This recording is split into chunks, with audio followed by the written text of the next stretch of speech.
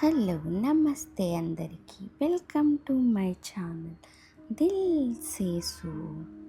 నేను ఇప్పుడు శివకేశవుల గిరి ప్రదక్షిణ చేయబోతున్నాను అనమాట. ఇది ఒక అద్భుతం చెప్పాలంటే. రెండు కొండల మధ్య చిన్నగా ప్లేస్ ఉంటుంది, దాంట్లోంచి వెళ్ళాలి. అసలుకి ఎలా అంటే చీకటిగా ఉంటుంది. మనం దేవుణ్ణి స్మరిస్తూ వెళ్తే చాలా బాగుంటుంది. ఇది శివుడు రెండిటిగా చీల్చి ప్రదక్షిణ మార్గంగా పెట్టాడు అని చెప్తారు.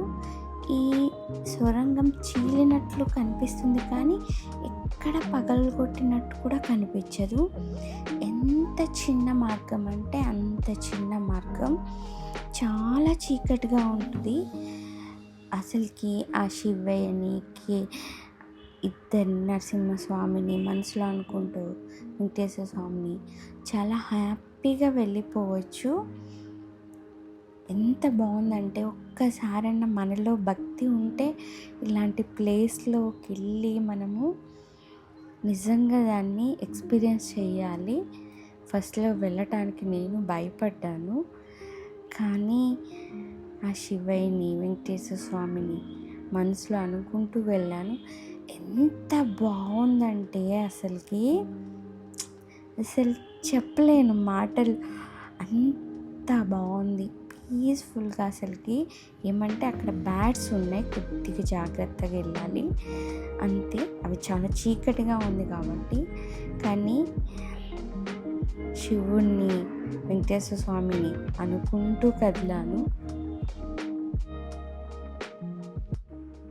11వ శతాబ్దం గుహాలయం గుండా నడవటం, గుహ శాసించే నడక నిశ్శబ్దం, వీటన్నిటినీ మనం ఎక్స్పీరియన్స్ చేయాలి. నేను చెప్పడం కాదు, కానీ మీరందరూ ఒక్కసారి వెళ్ళి ఎక్స్పీరియన్స్ చేయండి. చాలా బాగుంది అసలుకి. మన సంస్కృతిని మనమే కాపాడుకోవాలి.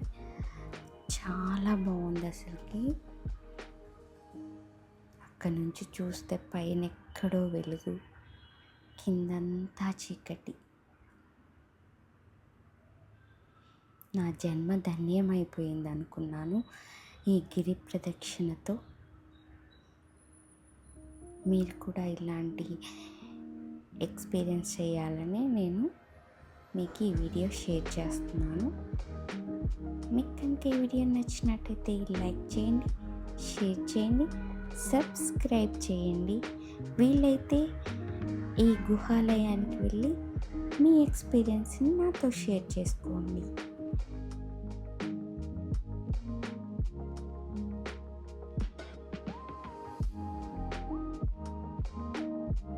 మీ దిల్ సేసు.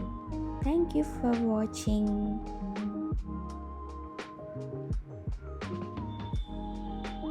నేను బయటకు వచ్చేసాను.